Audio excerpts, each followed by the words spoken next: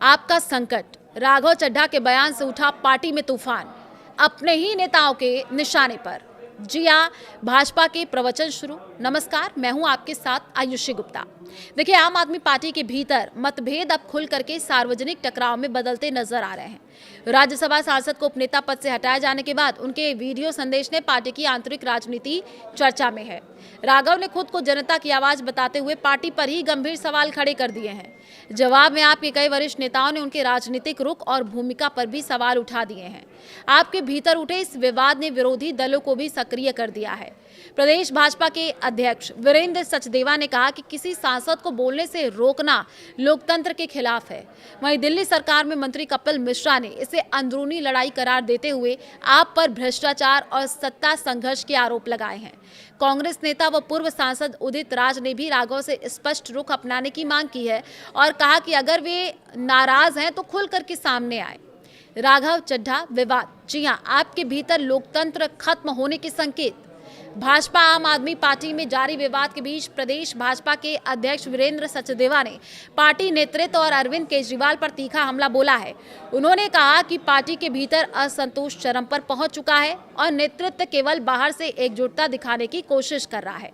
राज्यसभा सांसद राघव चड्ढा का हालिया वीडियो इस बात का प्रमाण है कि पार्टी के भीतर संवाद और लोकतंत्र खत्म हो चुका है।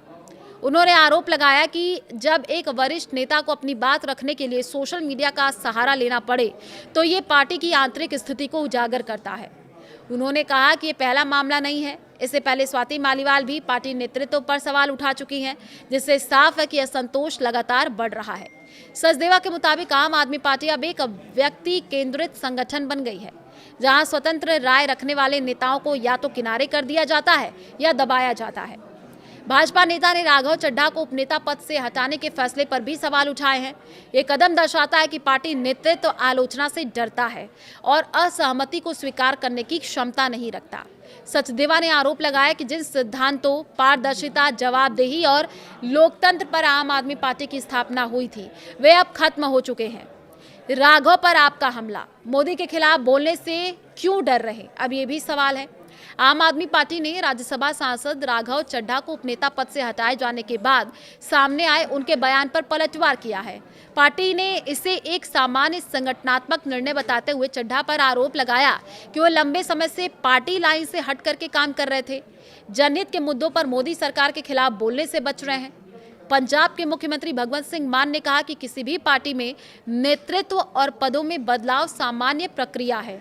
अगर कोई सदस्य पार्टी के सामूहिक फैसले जैसे वॉकआउट या विरोध का समर्थन नहीं करता और विप के खिलाफ जाता है तो कार्रवाई होना स्वाभाविक है।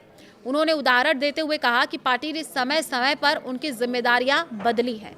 वहीं राज्यसभा सांसद संजय सिंह ने कहा कि पार्टी ने अरविंद केजरीवाल से निडरता और संघर्ष का पाठ सीखा है, लेकिन राघव चड्ढा इस कसौटी पर खरे नहीं उतर रहे।